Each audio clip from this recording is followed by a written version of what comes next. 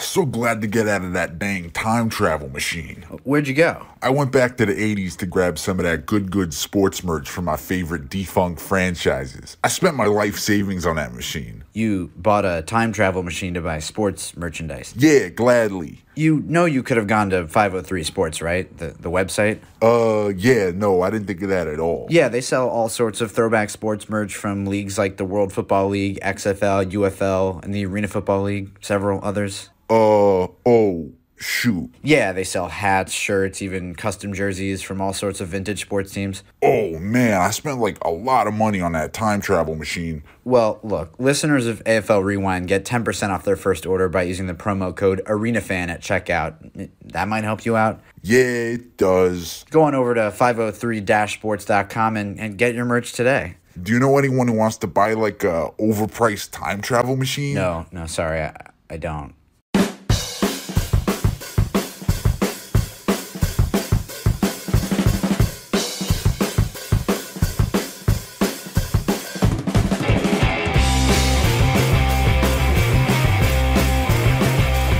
Welcome to AFL Rewind, a look back at all things arena football, sponsored by Phenom Elite. I'm your host, Tim Capper. Depending on which side of the fence that you're sitting on, unions in sports can easily be a love-hate relationship. Obviously, when it comes to unions, they usually all they want is the best for the players, making sure that they have safety, make sure they have security, and make sure that they feel that they're getting paid what is necessary. When it comes to unions and negotiating through their different collective bargaining agreement, it can be very frustrating for fans. Whether it be, especially in the Arena Football League's situation, where the unions can easily cause a delay in the season, the unions can cause cancellations, the unions can cause not necessarily forfeits, but it's happened before. And, as I said, fans can easily love or hate the union. But they are a very integral part of sports today.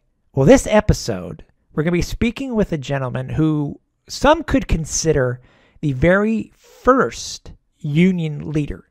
And when I say union, I put union in quotation marks because what you as a fan or as a historian need to remember is that the Arena Football League did not officially unionize until the late 1990s. And that's where the whole story and stories began when it came to league's going to fold, league's not going to fold, this, that, and the other. There have been many men who have been the face of the unions in the Arena Football League for, ever since their inception. But as I mentioned just before, is that this gentleman we're going to be speaking with, he did everything as a quote-unquote union leader, even though there was no union at the time. So I hope you enjoy this episode as we speak with Raymond Asher. And for this episode of the podcast, we have a gentleman we're going to be speaking with who, and I said this to him before we came on air, it's how to describe him because everybody remembers the AFLPA and the AFLPU and all the names that were associated with that. This gentleman was an official, unofficial players helper, but it wasn't part of an association, so he was kind of a players association by himself. We'll get in more context before the PA and the PU actually came about in the late 1990s. On the line with us now is Raymond Asher. Hey, thanks for joining us. My pleasure. Thank you for having me. So I want to find out from you, Raymond, now I know you were in the Chicago area, but how specifically did you learn about the Arena Football League and start your career as it went, and I joke around saying by becoming a troublemaker to certain people in the league? Well, I was a rookie lawyer back in 1986, and we happened to see an ad in the paper for the test game, if I remember correctly, and thought that was interesting. Mm-hmm. And then I don't recall exactly when thereafter, but saw an ad for the Chicago Bruisers. And I was working for a more senior attorney at the time, and he and I were both sports enthusiasts, and we thought that sounded neat and thought we would go. And the Bruisers had a picnic for season ticket holders, and I just kind of fell into it right there. I was more or less the same age as a lot of the players. I struck up a friendship with two guys on the Bruisers at that time, and that friendship has lasted till today. Unfortunately, one of them recently passed, but I happened to meet those two guys. We were more or less the same age, and one of them got hurt, and it all snowballed from there. Wow. So just like a lot of people who follow the league or became involved in the league, it was just by, I guess we could say, a circumstance that you just happened to find the league itself? No question about it. I was a frustrated athlete. I missed being involved in sports. And I didn't start out with any type of an agenda of representing players or being involved. It just happened. Yeah. I met Richard Rogers. I met Osei Lewis. We became very good friends. And I never in a million years did I imagine that I would wind up representing so many ball players. Never anticipated that, and just fell into it. So did you end up becoming a sports agent of some sort, or just a player representative? Well, at the time, I was a workers' compensation attorney. Okay. And I've been a workers' compensation attorney ever since. So over my 35-year career, that's what I've done. It became somewhat of a natural evolution to become a certified agent with the NFLPA, which I did. And I spoke at one of the NFLPA seminars many years ago about workers' compensation issues. But I really wasn't so eager to be an agent. Okay. That wasn't my agenda. And I did a little bit of agent work, but not a lot. Most of what I've done as far as athletes go is representing them for injuries. I've had some baseball players, hockey players, football players. Not for injuries. I've represented a few pro wrestlers. And I know everybody in roller derby. Oh, wow. So, that's cool. That's neat. So it's been an interesting life. What people need to remember too, at this time when the league first began, obviously there was no players association, and I've heard of players who've gotten hurt, earlier in their career, especially early in the league's history. Also, and if you go back to some of the interviews that we've had recently in this historical series, everybody knows when it comes to workman's comp and how. I think you can talk to me on this too, on how the league would try to move their office from city to city to try to sort of avoid certain types of workman's compensation. I'll give an example, which you were around during, was, when the Albany Firebirds happened to house their head offices over in Vermont rather than in Albany. So it's a very interesting and fine line when it comes to, I'm sure, what you did, because, right. Well, there was no PA. There was no PU at the time, and these players needed to have some sort of representation, and you were it. Well, there was at the time we didn't really have it sounds like you're describing somewhat of a shell game with corporate entities moving from place to place to avoid liabilities.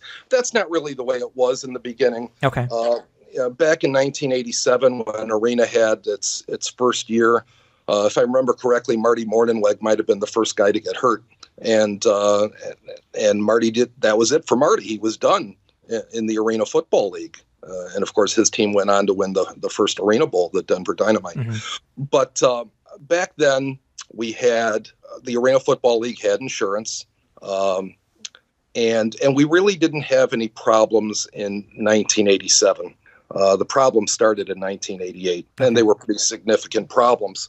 And eventually I'll get to the Brian Berge story, which I think is a fascinating story. Sure. and really almost a metaphor for a lot of the problems that we had in arena football in its infancy.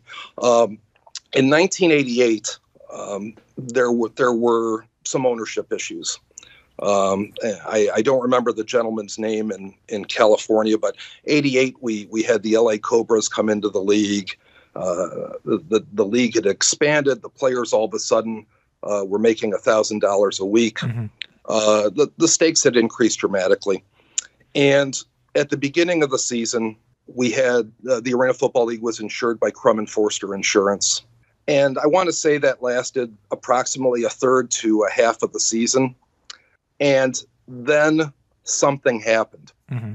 I never found out what that something was. I don't know if Crum and Forster dropped Arena Football. I don't know if there was a failure to pay a premium. I'm not sure exactly what happened, but this much I do know. Crum and Forster stopped providing coverage to Arena Football, and Arena Football continued to play.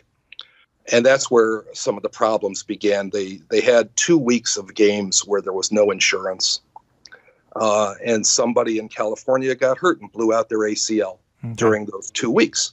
And we had a heck of a time getting compensation and getting medical bills paid for that young man. But the players started coming to me when they were getting hurt because of insurance issues. Right. And for the last half of the 1988 season, Hartford Insurance was providing coverage. So you're certainly familiar with the notion of guys hurting their knees, getting their knees aspirated, and then going back into the game. Yeah. So we had situations in 1988 where a player might hurt their knee early in the season when Crum and Forster provided coverage, have their knee aspirated, keep playing, and then go get their arthroscopy at the end of the season. That was not an unfamiliar scenario. And so what we had then was Crum and Forster refusing to pay for the surgery because the player kept playing. Mm-hmm. Even though their knee had been aspirated, there was clearly an injury early in the season, but the player kept playing. So in the mind of Crum and Forster and their insurance representatives, the players had new injuries while Arena Football was no longer insured by Crum and Forster. So Hartford Insurance looked at it and said, well, we're not paying for this. This is on Crum and Forster. Right. So we really had a situation where two insurance carriers were pointing the finger at one another, and the players were not getting paid and not getting their medical bills paid. So this was a real problem. And even worse if the player got hurt in that 2-week time frame where there was no insurance whatsoever. Mm-hmm. So back then in 1988, had I known this was going on behind the scenes, I would have contacted players and told them not to play. You have no business working for an employer who does not have workers' compensation insurance. Right. It's just too dangerous. And of course, Arena Football back then was the Iron Man game. So the guys are going both offense and defense. They're always on turf. The field is surrounded by boards, except in 87 and I can't remember in 88 when they changed it and Jim brought the boards in. But and we did have one guy break his neck going headfirst into the boards back in 88. But we had a significant problem here because the guys weren't getting taken care of. And then we had a similar scenario in 1989 where there was an insurance issue and I told players not to play, and we got into a bit of a schmoz with the league as to whether there was going to be a work stoppage. But we had this problem in 1988, and we spent a lot of time after the 1988 season speaking with the Arena Football officials to try to ensure that we wouldn't have this problem again the following year. Right. But of course, the following year was an anomaly all its own. Yeah, the Barnstorming League. The Barnstorming League. Yeah, I can remember on the bus, Reggie Smith would be humming the Sanford and Son theme because in his mind it was like being on the pickup truck going from town to town. That's great. So the '89 season was from beginning to end just a real interesting time. And I can remember Jim talking about how his credit cards were maxed out. Mm-hmm. I mean, the league was really doing everything it could to survive. And one of the things that they did to survive, of course, was to cut their overhead. Right. So the players went from making $1,000 a week base pay to $350 a week. Whoa. Yes, and. And when you're getting your salary cut by 70%. Yeah, it's not a recipe for happy employees. The training camp was in Rensselaer, Indiana, at St. Joe's College, where the Bears used to have their training camp many years ago, back in the days of George Halas and Abe Gibran. And so, and the guys didn't always know what was going on. Some players came to Rensselaer without knowing what they were going to be paid. Billy Stone, who was the 1987 Ironman, came to Rensselaer and he was there a couple days and went home. Decided that this is not for me. Right. But most of the guys didn't have, I don't want to say they didn't have Billy's common sense, but as much as Billy and all the guys loved the game of football, Bill knew that football was not going to be his livelihood forever. Right. And he wasn't going to put himself in that position. So we have the guys coming to Rensselaer in 1989, and that's really the beginning of the Brian Berge saga. Okay. If you'd like me to go into it. Oh, I want to get you there. You're mentioning about 89 because I did not know where they had actually held training camps. So it was like a hub city where all the players would come in and then they would be assigned to the different teams. Because back then for 89, I think it was either 5 or 6 teams that were only in the league that year. So, well, in 89, the league flew the guys into Chicago. Okay. And then they bussed them to the office in Des Plaines. The guys were in Des Plaines for a while, not very long, and then they got on a bus and went to Rensselaer, Indiana. and that's where training camp was. Right. Nobody had been assigned to a team yet. Okay. Excuse me. All the guys had physicals out in Indiana with Chad Prodromos, who was the league medical director. I can't recall if at the time if Chad might have had an interest in the league. I think back in 87 he did. I don't recall by 89. And I could be wrong about that, but Chad was the team doctor for the Bruisers, and he held the position in 89 of being the league medical director. Okay. And one of his employees during the off season in his orthopedic practice was Phil Graham, who was the Chicago Bruisers trainer. Okay. And so Phil held the title of head athletic trainer back in 89, assisting Chad when everybody was in camp in Rensselaer. So with Brian, Brian played college ball at UTC, the University of Tennessee, Chattanooga. Right.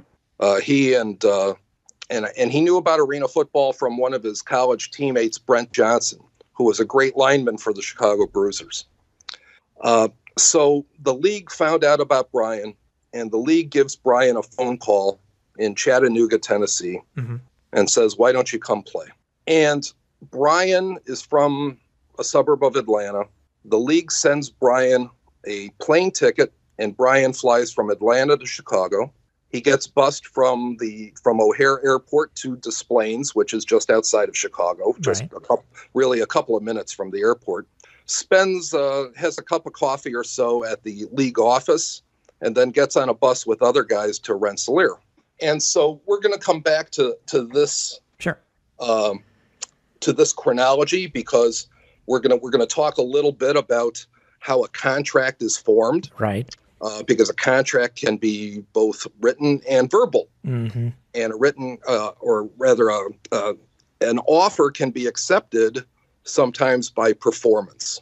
Okay, and this would eventually become an issue as to when Brian became contracted to the Arena Football League. Okay. Let me ask you one question, by the way. Sure. Do you happen to know specifically? First, I want to go back real quickly. When the league ended up not having any insurance at all, why do you think that Foster and the group did not tell anybody, or were they just trying to keep it as hush-hush as possible before they were able to get Hartford in? In all fairness to Jim, I don't know that he knew. Okay. I've never had a bone to pick with Jim. I like Jim, and I always loved the game. I was a fan first. Right. Always loved the game, and never saw my role as being either consciously or unconsciously detrimental to arena football. I thought I was helping them. I thought I was helping everybody. Yeah. But that might have been naive or to think that I'd be perceived that way. But I don't know that Jim knew. I don't know that Mark Higley knew. I think they were stretched pretty thin. Right. I think they had a handful of people trying to do an awful lot. Okay. And so I wouldn't point my finger at anybody. I don't have that knowledge. Right. All I know is that it happened. Okay. And when it came to 89, why Rensselaer? Why Indiana? Well, the Rensselaer facility, St. Joseph's College, was known in the Chicagoland area because the Chicago Bears, used to have their training camp out there many, many years ago. Right. So that was known. My guess is that it was really inexpensive. There were dorms there to put the players in, which is something that the Bruisers did the year before. The Bruisers rented out the old George Williams College, which was no longer in existence, and they had dormitories to put the players in and a place to practice. So Rensselaer had football fields, it had dormitories, it had a cafeteria, and you had a lot of guys there. Right. I don't recall exactly how many teams there were back then, but yeah, I mean, you there must have been several hundred people on the campus for this endeavor. So they needed to have a place to practice. They needed to be able to practice with each other. Okay. I think we've seen over the years that not having preseason play makes for poor arena football. I agree. And that's always a two-edged sword with the league. But so my guess is that it was purely economics. That's why they went to Indiana. I don't think they went to Indiana because they wanted to avoid Illinois. I think my guess is that it was just a good deal. Okay. So I was thinking because when I asked you, it's like, do you think it had something to do with workman's comp or it had to do with insurance itself? But from what you're saying, probably didn't. No, I don't think so at all. I don't think so at all. I think that would have been just pure luck. Okay. All right. Okay. Yep. Let's because I know you and I talked about the whole contract thing before in the past, and we want to make sure that we do tell the story because, as you said, it's a very integral part of the early league itself, and especially this particular player too. So let's talk about this gentleman who they're trying to court to play in the Arena Football League. Okay, so Brian came with a bad knee. Brian had an ACL problem when he played at UTC. And when he arrives in Rensselaer, like all the other players, he is given a pre-employment physical, and that's done by Prodromos. I'm laughing because in 1987, during the telecast of the Arena Bowl on ESPN, they called Dr. Prodromos Dr. Chromodomus. And I'm obviously follically impaired as well. So I've always remembered that, and I may have been the only one who ever caught it when they said it. But in any event, Chad did the physical, and I would of course eventually get the medical records. Right. And the records say that Brian had an ACL insufficiency with no endpoint, so that he had totally unstable. So the record says he has an ACL insufficiency with no endpoint, but he may do okay. Okay. And for those who don't know, well, what do you mean by no endpoint? Well, that he's, and I'm not an orthopedic surgeon, right. but no endpoint meaning that the doctor, I believe the doctor can take the leg and move it around and it's kind of not catching where it's supposed to catch. Right. Okay. So that's probably a very bad definition. Yeah. Don't hold me to that. So it is. So Chad says, but he may do okay, and that's going to come back to haunt Chad at a later date when he has to be cross-examined. So the bottom line is Brian was allowed to play. They didn't send him back home. So it would become a point of contention because Aetna Insurance, which provided coverage to the league, and I mean the league, I mean everybody. It didn't matter what team anybody was assigned to. Everybody was insured by one insurance carrier. The players had a contract, not with the team, but with the league. Right. And so they allow Brian to play, and he gets assigned to the Detroit Drive, and that means Tim Markham. Yep. And I think those of your listeners who know Tim Markham know that Tim was an incredible coach, an incredible man with a great laugh and great stories, but not always an easy guy to play for. Yep. And so that reputation preceded him, and Brian gets hurt. He's of course they're playing two ways, so he's either a linebacker or a DB in addition to being a running back, and he's running in the flat. He catches a pass. He turns and he gets hit, and his knee gets blown out, and it's the same knee that he had the ACL insufficiency. Well, Brian doesn't tell anybody. He thinks that if he tells anybody, Markham's going to cut him. Mm-hmm. So he doesn't tell anybody, and he waits a couple of days. And then on the very last day of camp, he gets cut. And that's when Brian goes to Phil Graham, the trainer, and says, I got hurt. So this becomes the basis, and I skipped over some of the contract issues, which I'll come back to. Sure. But this becomes the basis for what will become an accident and notice dispute under workers' compensation law. That Aetna Insurance and their attorneys are claiming that Brian didn't get hurt playing football.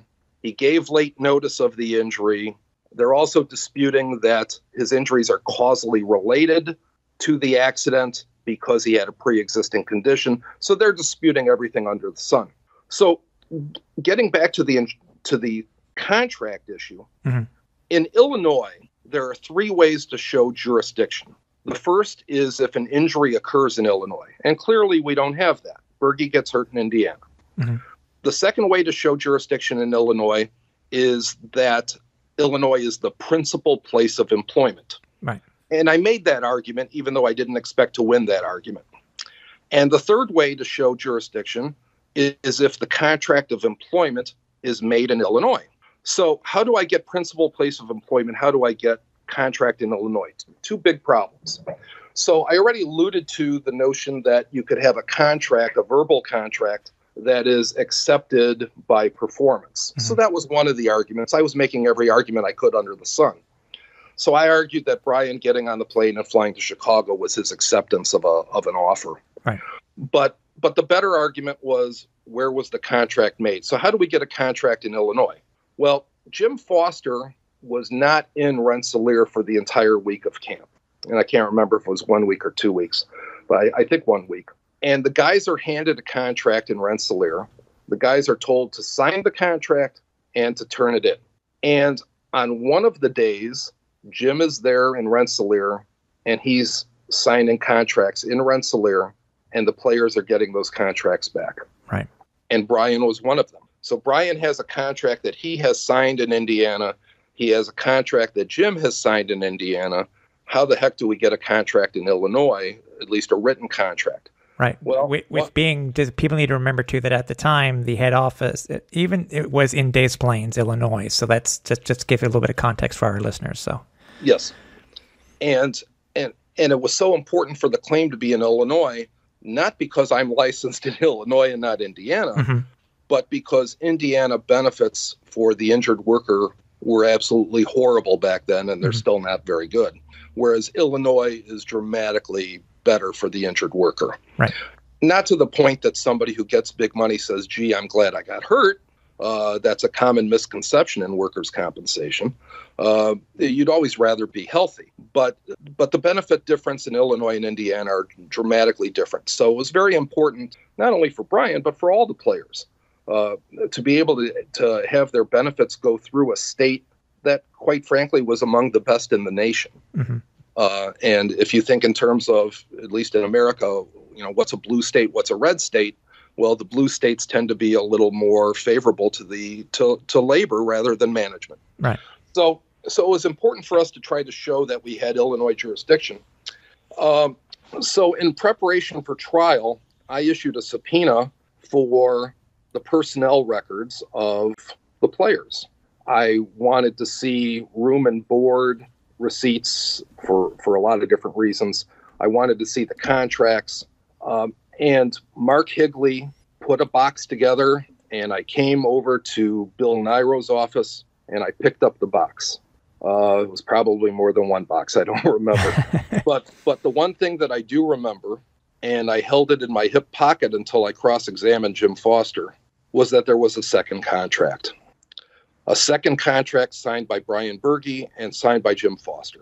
But the second contract, unbeknownst to Jim, to Aetna Insurance, to anybody other than me, was that Jim had signed that second contract in Des Plaines, Illinois. Ah, okay. And he had signed that contract about a week later, a week after Brian signed the contract. So generally speaking, the formation of a contract, when does a contract become a contract? When the last act necessary to make the contract is done. That's when it becomes binding. So what's the last act? Generally, the second signature. Yep. And it's the same with any agreement. It's like an agreement. The last signature, right then and there, that is when that's when it starts taking place. Right. And you'll see in contracts in other sports, and eventually they did this in arena football as well, the contract has to be approved by the league office. And I can't recall if that was in the 1988 contract or not, but if it was, that would only help me because that would have been Des Plaines, Illinois. Right. So we have a jurisdiction dispute.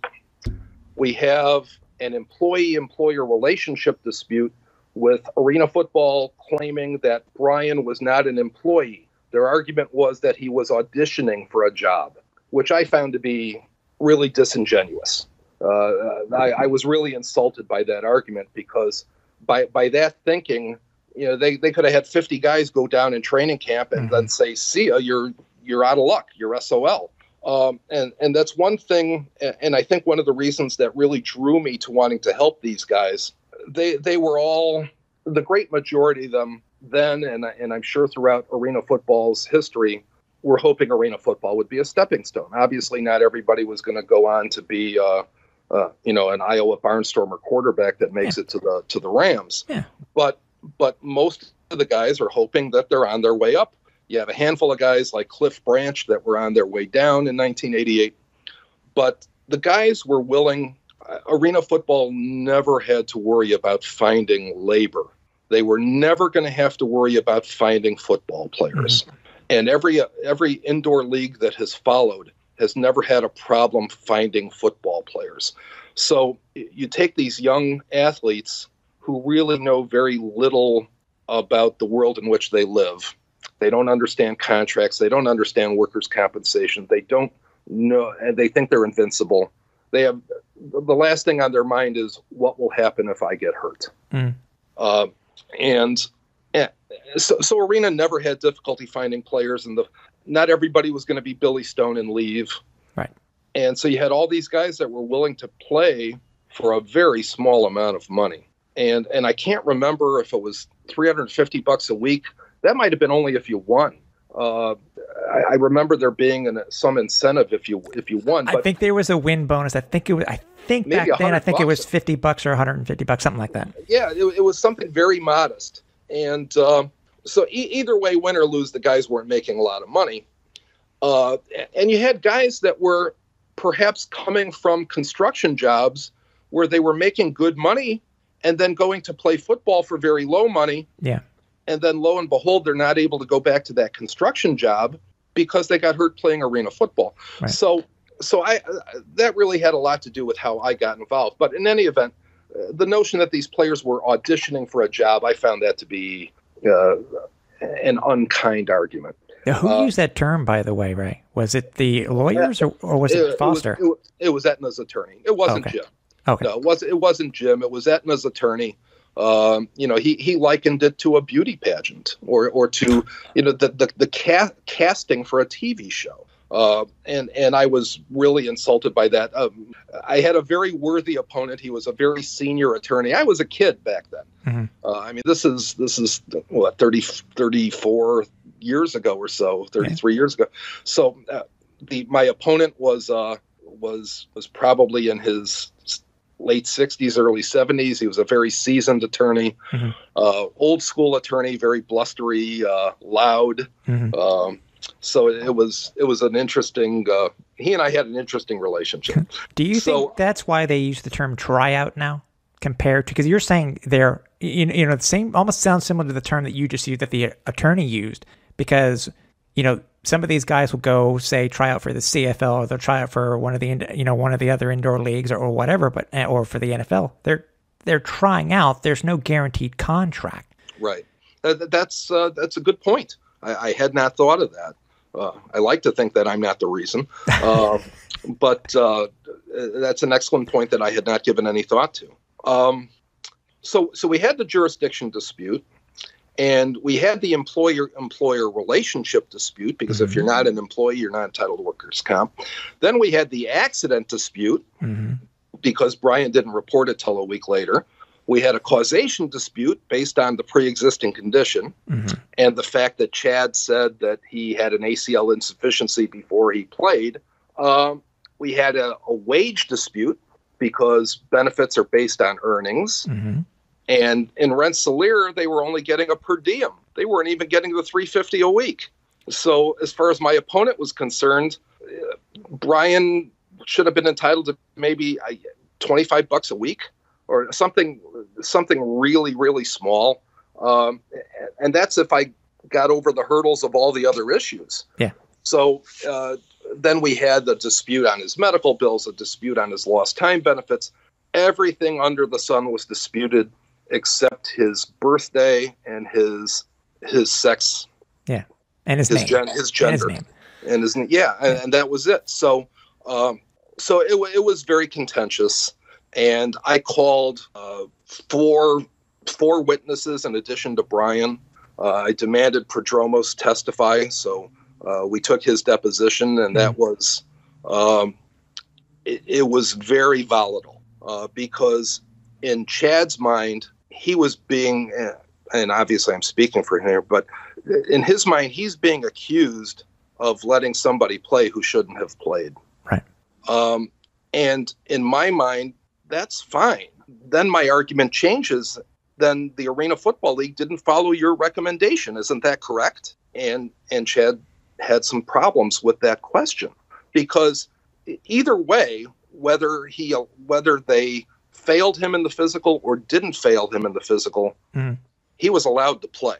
Yeah. So I really didn't care what the rationale was from the league medical director as to what the pre-existing condition was, what the ACL insufficiency was. The fact is they allowed him to play. All right. Why did they allow him to play? I believe they had a numbers problem. Billy Stone wasn't the only guy that left. Okay. And so I don't remember how many guys left. I did go. I was out in Rensselaer. Mike McCurry, who was one of the original Chicago Bruisers, he and I drove out to Rensselaer. And so he and I were at camp when the guys were presented with contracts. And Reggie Smith and Carl Akins showed me their contracts before they signed, and I explained what was going on to them. But the guys were under a lot of pressure to sign those contracts and hand them in.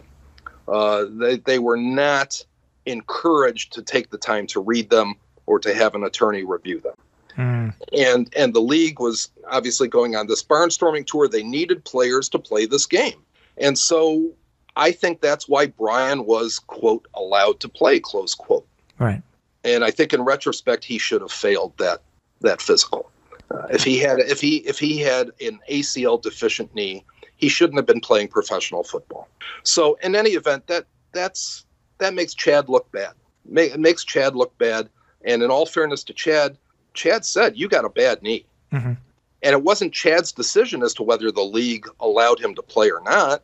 Chad did his job, but the league put him in a tough position that they didn't have to do. So now, approximately from the time that Chad got hurt, how long was it until you and the league met in court? Approximately 6 months. 6 months? It was about 6 months before the trial started. I did not know Brian at the time. I didn't know him in Rensselaer. I don't recall who referred him to me. It may have been Brent. But there were so many guys in camp that knew me and that I had already represented. It didn't take long for my name to get around. Right. So Brian came to me and we began our investigation. And there were several things that I needed to do to try to win the claim. Right. And obviously the jurisdiction issue, that all revolved around my ability to cross-examine Jim Foster. And it hurt Jim's credibility for him to get up on the witness stand and talk about the contract that he signed in Rensselaer. And that contract, by the way, was a photocopy when I had an original contract that he signed in Illinois. And he didn't know I had it. My opponent didn't know I had it. And then I present it during cross-examination, and that hurts Jim's credibility. Right. And it hurts his credibility on that and whatever else he's testifying to. Jim just didn't realize that he had signed more than one contract. He's got a stack of contracts. He's signing them one after the other. Right. So he just didn't know. there was no plan or design by Arena Football to do this to Brian. It just happened. So I have to cross-examine Jim on the contract issue. And that was really the beginning of, I don't want to say the beginning of the end. It made for a very difficult relationship with the Arena Football hierarchy thereafter. Okay. I had been on pretty good terms with Jim, good terms with Mark Higley and Jeremiah Enright and the other people in the front, Mac Lewis. I was friendly with Ray Yawk, who was the coach of the Bruisers, and Markham. So it got difficult there. But before I cross-examined him, Jim and I went to Wrigley Field to a Cub game and talked about how the league might evolve to the point that we do have a players' union. So, I mean, these were issues that were contemplated in the late 80s. And Jim and I were on real good terms there. And I went to the first European tour in 1989 with the league, which was interesting for a lot of issues. So we had Jim testify to that issue. Mark Higley testified with regard to a lot of the business issues, wages, benefits, insurance issues. I had Ben Bennett testify. Ben lived in Chicago at the time. And as I suspect you know, Ben has an incredible gift for gab, and which could occasionally get him into trouble. So I had Bennett testify as to the field conditions, as I was trying to demonstrate that the field conditions contributed to the injury. I had Phil Graham testify as to the notice of the injury, about how and when Brian came to him to report the injury. Right. And I kind of got away with Ben and Phil testifying about Tim Markham, about what Tim was like, as a way to support the connotation that Brian would be afraid to report the injury for fear that he would get cut. Right. So they testified, and then Prodromos testified, and Brian, of course. So the trial started 6 months after the injury, approximately. During the 6 months, none of the medical bills are getting paid by Aetna. There's no TTD, temporary total disability, being paid to the injured worker. Right. Fortunately, Brian had group insurance through his family, so he had a source for payment of medical bills. For most people who were his age in that league, they had the league didn't provide group insurance. The league didn't provide health insurance, and they had no health insurance at home. So for the gentleman who got hurt in '88, during the 2 weeks when there was no insurance, he had nobody to pay anything. So Brian was fortunate in that regard. He had a family that he could live with. He had group insurance, so he did not become destitute. And that is indeed what happens to a lot of people when they have claims that are denied. This is, most people in the workers' comp system are living check to check, and when that check doesn't come, they're in trouble. Right. So we went to trial about 6 months later. Trial took a long time because because of the number of witnesses, and 4 years later we settled the case, but not before the case went up on appeal 3 times. I won at the arbitration level on every issue, including the wage issue. And it got appealed to the commission, then it got appealed to the circuit court, and we settled while the case was in the appellate court. But by that time, Brian had completed his care and had moved on, and so many other things had happened in the league since the initiation of that trial.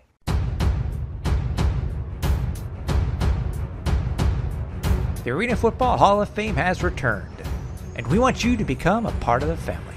Introducing the Arena Football Hall of Fame Patreon. Whether an All-Star or a Hall of Famer, our reasonably priced tiers each have their own exclusive perks.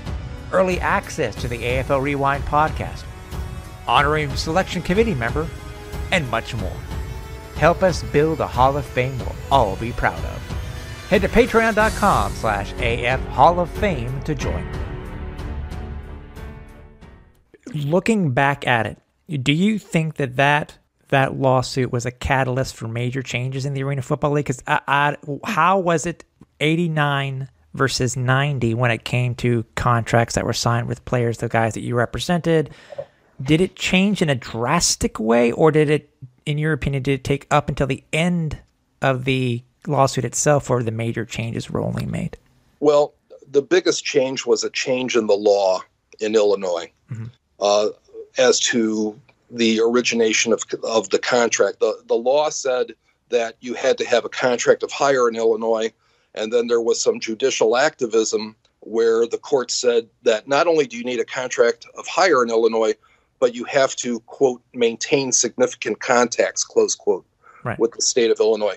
So we had a young man from the Albany Firebirds, Terrence Hall, whose only contact to the state of Illinois was the fact that the league had an office in Illinois. Right.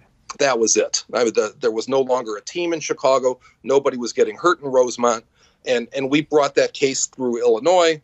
We won, and we lost on appeal when the law changed. And that was basically, or it had a lot to do with my tenure coming to an end as far as representing the players for the injuries, because we didn't have a team in Chicago and I couldn't get the claims through Illinois anymore. There were some changes in the contract. I had instructed some players to write an amendment to the contract that their signature would be null and void unless the league signed the contract in Illinois. There were a variety of things that we did to try to change that. If I remember correctly, the following year, the league was sending players out to their home cities for a few days before coming to Chicago for a camp, and they were going to have the players sign those contracts in those home cities. Whether that was by plan or design, I can't say. All right. I can't say that was a reaction. My guess is that it wasn't, because the issue was still so unsettled. I mean, it took us 4 years to litigate the claim. So I can't say that what they did the following year had anything to do with what we were doing. I'm sure they were astute enough to know that their premiums might be less in one state than another, and that they might try to manipulate that. As a business owner, I would certainly expect that, and they would be right to do so. I don't know if that's what they did. It would surprise me if there was that much thought put into it. If people were to look at the history of the Players Union in the Arena Football League, do you feel that your name should be a part of that? Considering you were a union, because you mentioned before a possible work stoppage. You're looking at the contracts, writing addendums. You know, it's. Well, you look like a James Guidry now, who ended up being the head of the PU right before the league folded. Right. Well, we know he was the catalyst for it back in '99. Yeah, Guidry, Soto, those guys. None of them. My name probably wouldn't even ring a bell to them. But if you asked, and I don't want this to come off as ego-driven, but if you asked George LaFrance, if you asked Billy Stone, Dwayne Dixon, some of the very big names from the early years of arena football, I think they would tell you yes. And Gino Nudo might even endorse that as well. So I was around a lot back then. Yeah. And because there were no cell phones, because there was no internet, I had to be out and about. So I would travel to games and get to know players, and there was always somebody there to make that introduction. But we had our share of issues in the first several years, and back in I think it was '89, there was great potential for a work stoppage because paychecks. I can't remember if the paychecks were bouncing or if they didn't go out. Right. And Reggie Smith came to me and said, I can't play if I'm not getting paid. And so there was a threat of a work stoppage. I remember talking to Gino Nudo about it at the time. This is before there was a Rattlers team, before Gino was out in Arizona. And there were some difficult times. There were some threats back and forth. And back in 1990, the Arena Football League filed a complaint against me with the Attorney Registration and Disciplinary Committee. Okay. And I had done nothing wrong, but from there, and it was adjudicated as such that I had done nothing wrong. In a best case scenario, what I should have done is label an envelope as advertising material, because I sent a letter out to the players to notify them about some of these labor issues that we were having. And there wasn't one place a player could go to for this information. Right. And is this the infamous letter that you showed me where you say, to quote, arena football is a dangerous game? It is. Yeah. It is the letter, and it was a dangerous game and still is. But certainly, at least to me, more dangerous back then, because the guys were going both ways. Yeah. They spent more time on the field, and back then we had some fields that didn't stretch smooth. Oh, I remember seeing some of the pictures from Pittsburgh in their first season. How the turf did this. Right. It was like there were speed bumps. Yeah. And I remember, and the turf came up during the Arena Bowl, if I remember correctly. Yeah. That's TV. That's national television. Yeah. That didn't make us look good. It's funny. I say us. I mean, I kind of always felt like I wanted the league to succeed. I didn't want to hurt them. Right. I loved the game, and the guys loved the game, and so I wanted to help them fix these issues. Right. Well, it's like anybody in the unions in the past, whoever was the head of the unions, they weren't there to hurt the league either. They were doing like you were, Ray. They wanted to help and make sure that the players got what they deserved. Make sure for the injuries, et cetera, et cetera, et cetera. And that's exactly what you were doing. Well, and I spoke before the Arena Football Management Council prior to an Arena Bowl in Detroit. I can't remember what year, but essentially saying, let me help you. And I wasn't looking for business. I wasn't going to make money doing that. I was making money on contingency fees representing the players. I just wanted to help them avoid some of the problems that they were running into, because it would be good for them and it would be good for the players. It would be good for everybody, a win-win.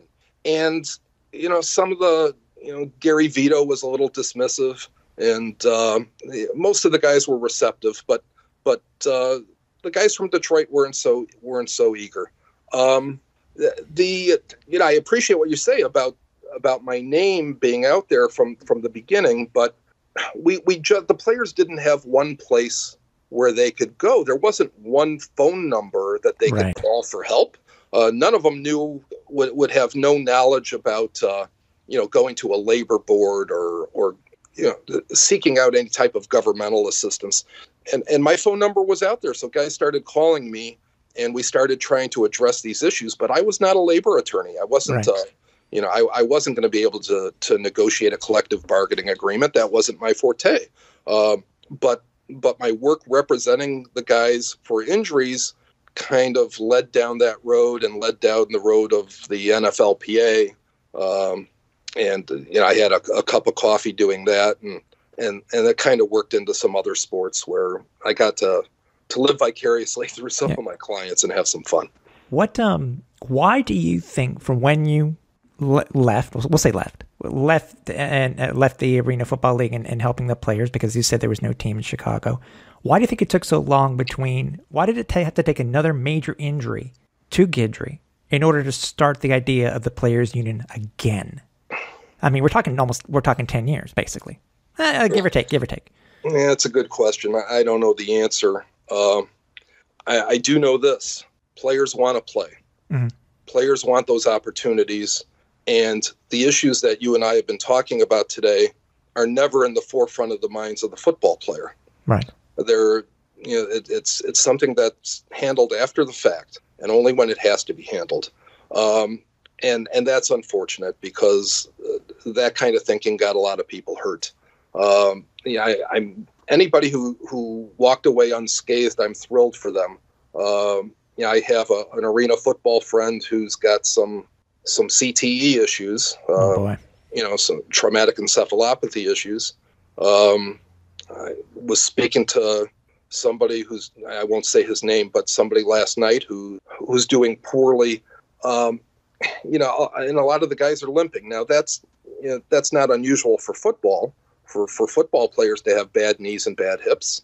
But but it's certainly unusual for a football player to break his neck going headfirst into a hockey board. Yeah. And we had that back in '88. So there were a lot of things that were unique to the game that made the game dangerous for the players. And the players, perhaps because the game was still in its infancy, at least as a reason, not necessarily the reason, the players did not appreciate the danger that they were in. Right. They didn't appreciate the danger, and they didn't appreciate what it would do to them later in life. And people need to remember, too, that the game did change. I mean, as you said at the beginning, the boards were brought in by, there were a real sideline, so to speak, with the boards now. But the boards, the padding on the boards changed over years. It wasn't the full six inches that it currently is now. I mean, I remember seeing it when there was a team in Toronto, which they had gotten their padding from New York City to Hartford to Toronto. I remember how thin it was. It wasn't the full 6 inches like it currently is now. So all those things make a difference. Even I remember a game in Ottawa, Canada, where they played a regular season exhibition game. Sorry, regular season game was an exhibition between the New Jersey Red Dogs and the Florida Bobcats. The way that they had it set up at the arena, there weren't boards, there were open end zones. And I remember a player going directly into, because at the arena, the Corel Center there in Ottawa, the seats folded up, and he went directly into the seats. There was no padding. Mm-hmm. And it makes you think, as you said, people, and mind you, they were getting paid a lot more then than they were back in the early 80s. Right. Well, and it was a very different game in 1987. Mm-hmm. When the sidelines were so far removed from the field. Mm-hmm. In Chicago, it was probably a good 20, 30 feet on either side. I can't recall exactly, but there was quite a bit of space. And obviously it's an entirely different game under those circumstances. And I will admit, I think it's a better game with the boards. Mm-hmm. But I say that as a fan, not as an attorney representing the players. Right. And so obviously there's... But some of the problems we had in the early years with the fields, some of those fields, I believe one of the fields might have been an indoor soccer field, and it had been painted. And that was the one, I think, that was used for the showcase game in Chicago. Oh, in Rockford, yeah. Yeah. Rockford, so it's... I remember there being problems in Europe with the field, and I walked around the perimeter of the field with Ray Yawk, and Ray was such a nice guy and really cared about the guys, and really tried to make it safer. I remember on that trip for the guys, there were a lot of good people in that front office. I wish they were still around. I wish the AFL was still here. I think they had a great product, but it's awfully hard economically when you're relying on putting butts in seats to make it. When you only have 8 or 9 chances a year to put butts in seats. Mm-hmm. That's true. Now, you mentioned before, and you just happened to bring it up now, I wanted to ask you a little bit more about Europe, because you said there were some interesting issues there also, besides the field, because the field itself really didn't change for the European games at all. If you go back and you look at the game that is currently on YouTube, it's the last ever exhibition game in Paris. The sidelines are still as large as they were back then for the very first game in Paris and in London. They were still that far away. Mm-hmm. What I can only imagine the turf there. You were talking about turf before, but what were some of the issues yourself? Because you were there, you were representing, the players while you were there. I would imagine for the exhibition games in London. What were the issues that you came across there? Well, there was a problem in London in one of the end zones. There was some barricades that were at the end of the end zone that were creating hazards, and these were the steel barricades that you might see in front of a first row around a boxing ring or wrestling ring. So there were issues with the barricades. There were some issues with, if I remember correctly, the doors on the for the benches. Okay. Which was not an unusual thing. That I seem to recall having that problem in Cincinnati in '89 as well. Actually for the London game in '89, I assisted with the public address and with the radio broadcast for both the Paris and London games. Oh, that's cool. Which was interesting. But I was when there would be a play from scrimmage, if Will McClay got tackled on the 20-yard line, I would say to the PA guy, ball at the 20, 3rd down and 6.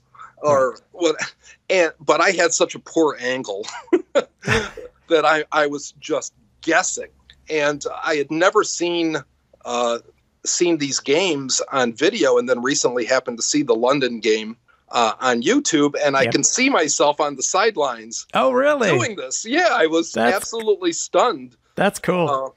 And fortunately, there were no close-ups because I know the camera adds about 130 pounds, but clearly I didn't know what the hell I was doing when I was making those comments, and the PA announcer is telling the crowd whatever I say.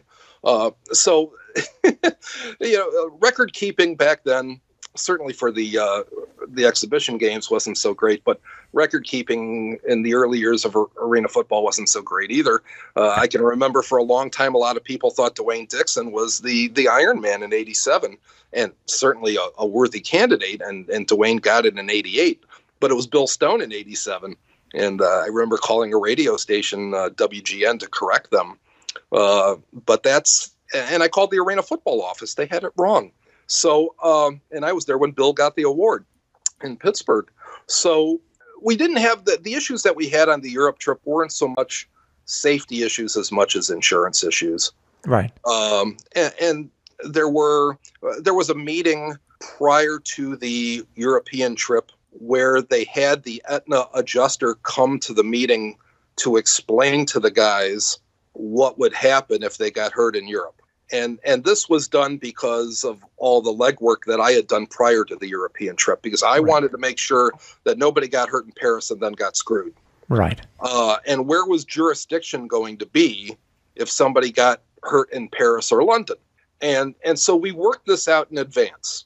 And we had an agreement that there would be Illinois jurisdiction and what the wages were going to be and what the wages would be based on. So we tried to be proactive to prevent a Berge type of situation happening if anybody got hurt in Europe. But when there was this meeting, I can't remember what hotel it was near the airport in Chicago. I came to the meeting at the request of some of the players, and I was asked very kindly by Arena Football to not be in the meeting. And some of the players, the players want to go to Europe. They're not going to leave the meeting. So the guys stayed in the meeting. I left the meeting because, obviously I'm not going to put up a fight about it. But right. And then I can remember Reggie Smith and Carl Aikens coming to me after the meeting to review the contract. But the guys had been pressured to sign those contracts in that meeting after meeting with the insurance adjuster from Aetna. And Arena Football didn't want me in that meeting. And I thought that was petty and not in the spirit of what they were trying to accomplish. And they were really leveraging the players, much as they had in 1989 in Rensselaer when they really needed players to play, to go barnstorming. And here they were holding out this carrot to the players that, hey, you're going to Paris, you're going to London, but I want to make sure they're taken care of if they get hurt. And we did have guys who got hurt in Europe, despite the fact that those games were really not very good games. They were horrible. They were horrible. The Chicago Bruisers weren't really the Chicago Bruisers. No. A team of guys just thrown together. But heck, I'm on the field holding for Gary Gussman as he's practicing field goals. So it was, the games were not well played. The guys were, they were having their fun in Europe, and so the game was secondary. So, as far as putting the games on for potential investors, I don't think the league put its best foot forward in that regard. But yeah, and I think at the time, I think Jim and Jerry Kurz they were thinking of the idea of possibly starting that, the European League. Yep. And that's, but they drew well in Paris. That's one of the constants in the, in these 7 years that they did them. The guys hated the food in Paris. we were eating in the arena. We would walk from the hotel to the arena, and everybody would eat together. And the guys just hated the food. I'll tell you one observation about eating with the players at that time. Mm-hmm. I was really stunned by how segregated they were. All the Caucasian players ate together, and all the African American players ate together. And I had given it no thought until I went over there. I had never given it any thought, and I was really surprised to see that segregation. And I can't say that it was like that all the time. It was really just a snapshot in time for me because I didn't typically eat with the teams. But that's what I saw in Paris, and I was surprised by that. Looking back at what you did and how you helped the players, do you wish that you had stayed on with them and rather, and possibly been able to, get a labor lawyer in there and possibly start a players association, rather than having to wait for them to wait another 10 years and another major injury? I would lie. I would be lying if I said no. There are times that I've thought of that. Mm-hmm. I could have chosen to do it. I made, just because there wasn't a team in Chicago didn't mean that I had to stop, because in 89, I went to Cincinnati, I went to Detroit, I went to Atlanta. Unfortunately, I didn't go to the game in Sacramento, which was the game to be at, because of a little confrontation. Yeah. But and I'm still looking for film of that. I met my wife in 1993, and I knew that I was going to be having some lifestyle changes, knew that I would want to start a family, and knew that to continue to do what I was doing would be difficult to do without being away from home on weekends. And I didn't want to be away from home on weekends. I wanted a family. And so, little did I know at the time that cell phones would become so prevalent and the internet would become so prevalent. And, if technology existed back in 87 and 88 the way it did now, I think my career path would have been very different, because I would have had no difficulty maintaining contact with everybody. And Facebook has allowed me to reestablish contact with so many guys that I represented over the years. And it's easy to find each other now. So we didn't have that back then. The players lived very transient lifestyles. So it was very, very hard to keep track of somebody once they left town. Very hard. You look at your career in the AFL. Oh, we'll call it a career in the AFL. And you're talking about and you've told us about all the good that you did in order to help the players. If you were to be able to say, out of all the players that you represented, what team was the best and what team was just absolutely the worst? Wow, as far as quality of play. As far as treating their players right. Oh. Yeah. Well, the guys in Detroit had it pretty good. After the game, there was a bar inside Joe Louis Arena that was private. Okay. And after every game in Joe Louis, all the players, both teams, would go to the bar, and there would be food and drink. And there were a lot of stories in Detroit about how the guys were treated.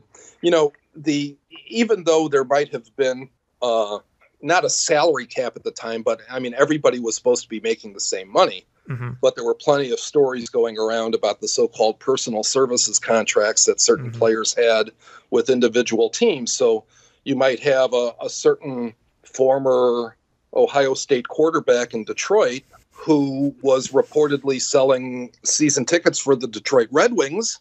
And there were plenty of stories about what was happening to those ticket sales and whether they wound up at a racetrack. So it was, there were those kinds of stories. But and whether any of that's true, who knows? What I do know is that there were times where the Detroit Drive might be in a huddle, and you've got the center accusing the quarterback of throwing a pick because he's gambling on the game.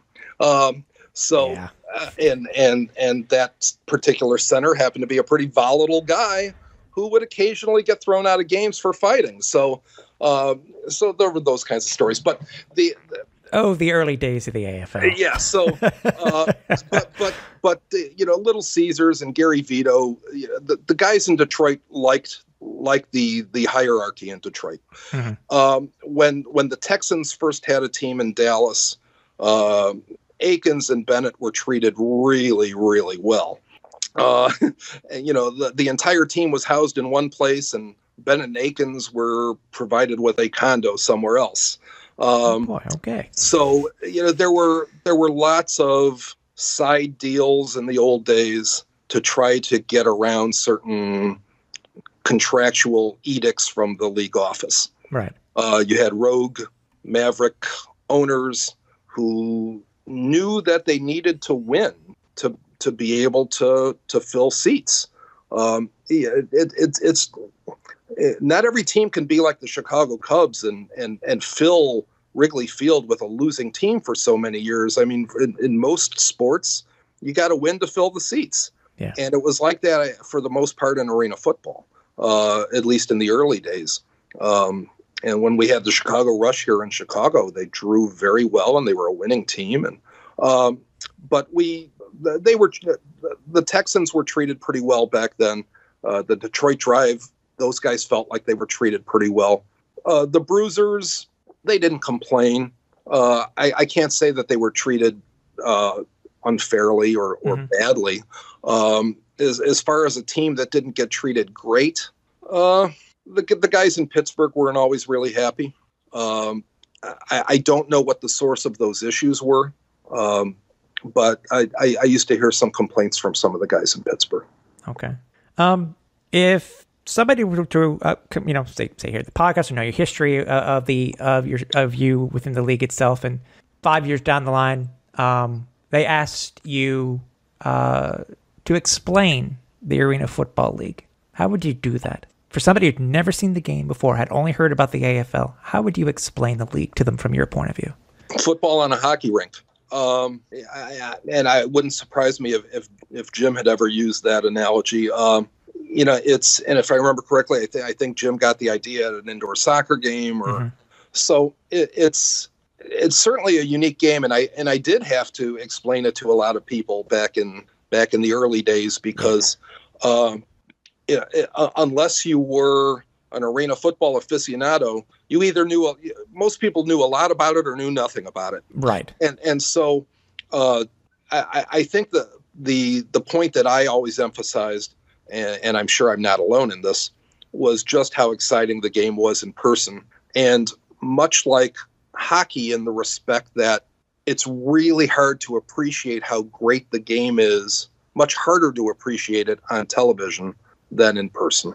Yeah. That the in-person experience for arena football is so diametrically opposed to the experience watching it on television. And you could say that about any sport, but I think it's particularly meaningful for arena football. And there's nothing like having a player slam into the boards right in front of you. Oh, yeah. Or to fly over the boards or to catch that ball. Or to fall onto the field, as I once did. I actually had, you could see that photograph on my Facebook page. So it was such an exciting game, and I enjoyed explaining it to people because I wanted it to do well. I wanted people to enjoy. I wanted to share my love for the game, and so it was such an exciting, fast-paced game, and I became an arena football fan far more than I was an NFL fan at the time. Right. Yeah. And some of that had to do because of the personal, the personal relationship that I had with so many people in the league. But even though I was gone for so many years, when we had the Rush back here in Chicago, it was really fun to be able to, when guys would come into town, guys that, I had represented 20 years ago, all of a sudden they're coaching on the visiting team coming into Chicago. So it was fun to go down on the field. My kids were treated well by these guys and really enjoyed the experience of not being part of it, but being made to feel like they were a part of it. Yeah. And so that's been a fun thing. And I miss that a lot. I missed the game, and I missed the guys. The camaraderie that they shared was tremendous, and I know they miss that once they lose that. We'd like to thank Raymond for coming on this episode. It was very interesting that Raymond took upon himself to be an official union leader or person that the players looked at and tried to make sure that they were treated properly, even though at the time, I mean, he was pre-union by 10 years. And it just showed that even though his background was not in negotiations or when it came to monetary issues and stuff like that, that wasn't his forte. But he still put everything aside to help the players get what he felt that they were due. If you happen to miss any of the previous episodes of our little historical podcast here at AFL Rewind, there are a couple of places where you can got caught up. And I can tell you, besides the story from Raymond, this episode, there are a lot of other great stories that you should get caught up on. You can head over to SoundCloud, Apple Podcasts, Google Podcasts, Spotify, iHeartRadio, and our audio version over on YouTube. You can also check, a lot of the podcast aggregates that you should be able to find us on there. Want to give out just a quick bit of information that, speaking of history, just this past week when we are taping this interview is where I guess we could call it the Grail game for most AFL fans. The showcase game has become available over on YouTube. If you head over to Arena Football TV or do a search through their search feature, you should be able to catch the game there. So we hope to have you join us for the next episode in the next couple of weeks. But until then, make sure that you stay safe, wear a mask, and make sure that you do everything necessary to stay as healthy as possible. So for everybody here at AFL Rewind, I'm Tim Capper. Watch the rebound off the net.